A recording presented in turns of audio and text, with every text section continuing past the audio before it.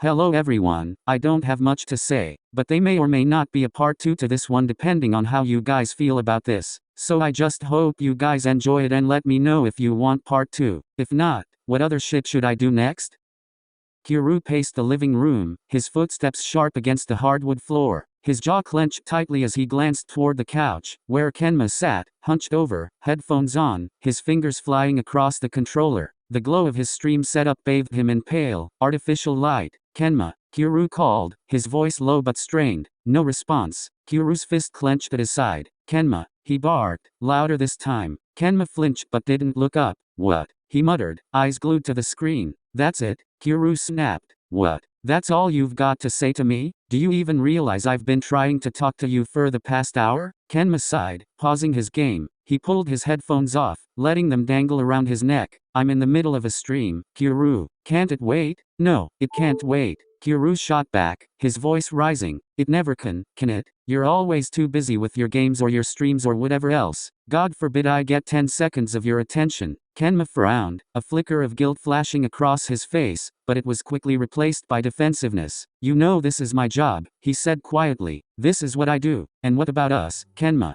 Kuroo gestured between them. Is that not a priority anymore? Because it sure as hell doesn't feel like it. I'm sick of coming second to a bunch of strangers on the internet. Kenma stared at him, his lips pressing into a thin line. That's not fair. What's not fair is how I've been bending over backward for this relationship while you sit there, wrapped up in your own little world, Kuroo said, his voice dripping with frustration. I try, Kenma. I've tried so damn hard to make this work, but you don't even see me anymore. Kenma's hands tightened around his controller. You're overreacting, he muttered. I'm just busy. You knew this about me when we got together. Overreacting? Kuroo echoed, his voice quieter but there was a crack in it now. Oh, I'm dramatic? Kuroo barked, throwing his hands up. You don't even see it, do you? How this? You have been driving me insane. You don't talk to me anymore, Kenma. You don't even look at me. I feel like I'm screaming into a void, hoping you'll hear me for once. Kenma bit his lip, his shoulders tensing. I don't know what you want me to say. I want you to care, to act like I matter. Kuroo's voice broke, and for a moment, the weight of his anger gave way to something more vulnerable. Do you even love me anymore? Kenma froze, his fingers gripping the edge of his controller. The question hung heavy in the air, and Kuroo's heart sank as the silence stretched.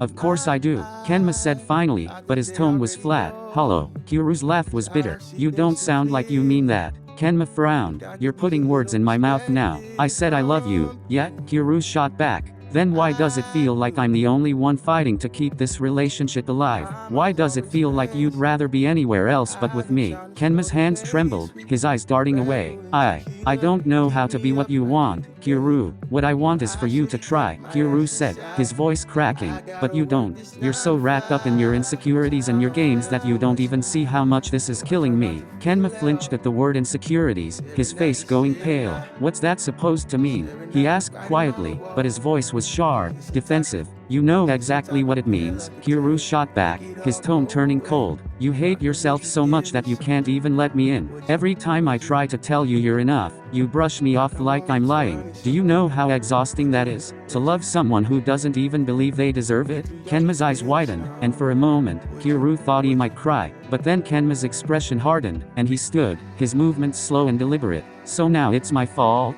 Kenma said, his voice shaking. You're blaming me for my insecurities? For something I can't control? Kuroo ran a hand through his hair, exasperated. I'm not blaming you for having insecurities, Kenma. I'm blaming you for not letting me help you. For not even trying to fix this. You push me away every chance you get. I'm not pushing you away, Kenma yelled, his voice rising for the first time. You're the one always making this a big deal. You're the one who's never satisfied with anything I do. Because you don't do anything, Kenma, Kuroo shouted back. You sit here, day after day, stuck in your head and your games, and you don't care how it affects the people around you. You don't care how it affects me. Kenma's fists clenched at his sides. You think I don't care? Do you have any idea what it's like to wake up every day and hate the way you look? To feel like no matter what you do, you're never good enough? I'm sorry if I'm not perfect like you, Kuroo. Perfect? Kuroo repeated, his voice dripping with disbelief. You think I want you to be perfect? All I've ever wanted is for you to let me in, Kenma, to trust me, but you won't even give me that.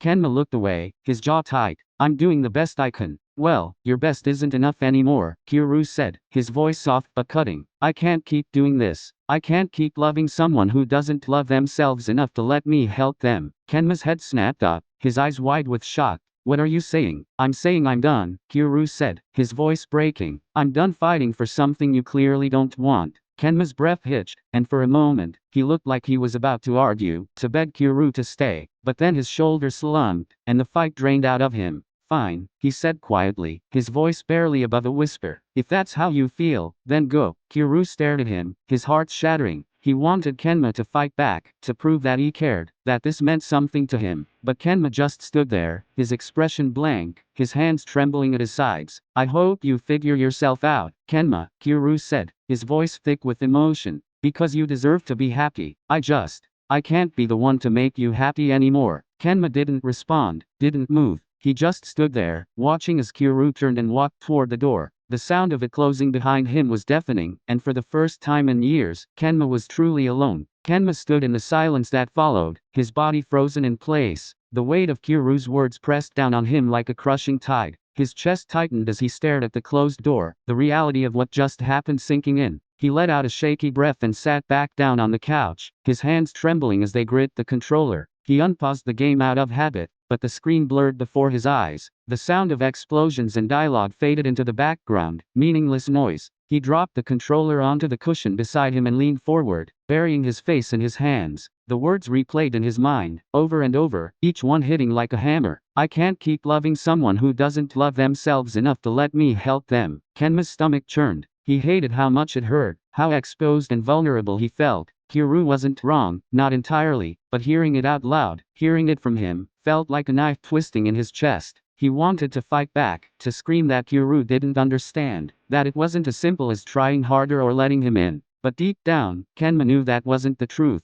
He had pushed Kuroo away, again and again, without realizing how much damage he was doing in the process. The sharp edges of Kuroo's frustration had dulled over time, masked by quiet resentment. Kenma had seen it, he wasn't oblivious, but he thought Kuroo would stay anyway, that he'd keep fighting no matter what. Now, for the first time, Kenma realized how wrong he'd been. He stood slowly, his legs weak beneath him, and shuffled toward the desk where his stream setup blinked softly in the dim light. The camera was still on, capturing his hollow expression, the chat scrolling rapidly with confused messages from his viewers. Kenma stared at the screen, his reflection barely visible in the dark monitor. He reached out and shut it all down, camera, mic, stream, without saying a word. The room plunged into silence, save for the hum of his PC. He turned back toward the couch and sank into it, curling up with his knees to his chest. His mind raced, memories flashing in fragments, Kuroo's laughter, his warmth, the way he'd always known how to make Kenma feel safe. But now that safety was gone, replaced by an ache so deep it felt impossible to soothe.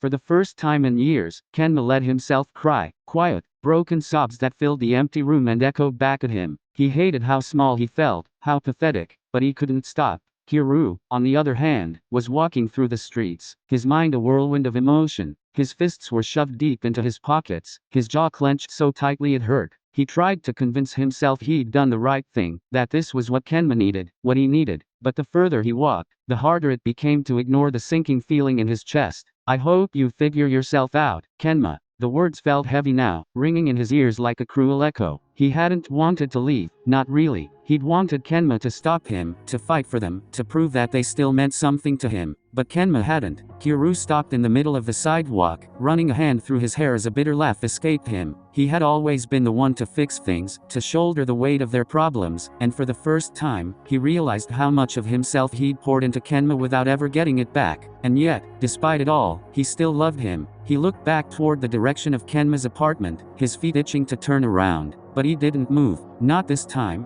If Kenma wanted to save this, he would have to be the one to try. Kuroo clenched his fists, his heart aching as he forced himself to keep walking. Behind him, the distance between them grew, a chasm filled with words left unsaid and wounds left to heal. And in the silence of their separate worlds, both of them wondered if they'd made the biggest mistake of their lives.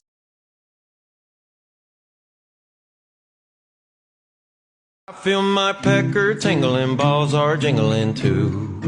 Come on and tell me whether I can link them together with you. I need a hot slip mommy to slip my salami into.